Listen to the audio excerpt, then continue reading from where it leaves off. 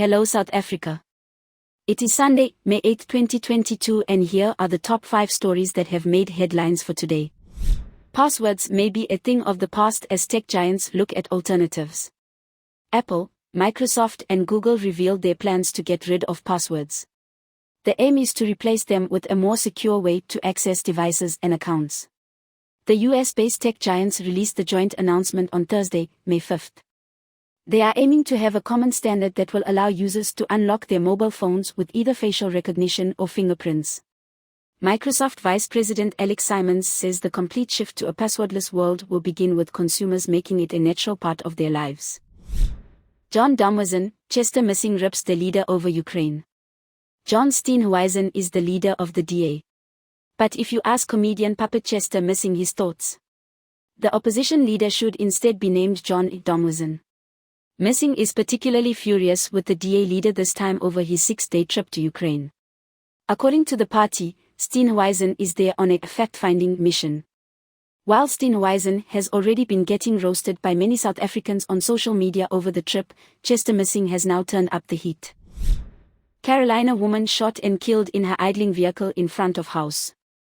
Mpumalanga police said a 56-year-old woman from Carolina was brutally shot and killed in her vehicle in front of her house just as she was about to leave for work. The car was still idling when she was ambushed and shot multiple times. Nothing was stolen during the attack. The 56-year-old Leni Goosen was declared dead on the scene. Her daughter Tanya Botha said the family is devastated by the murder of their beloved mother. Hillary Cardi funeral, Godrich Cardi makes heartbreaking comments.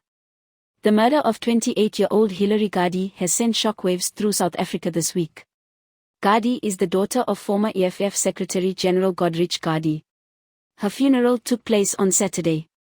And as expected, the comments made by Godrich have left South Africans even more heartbroken.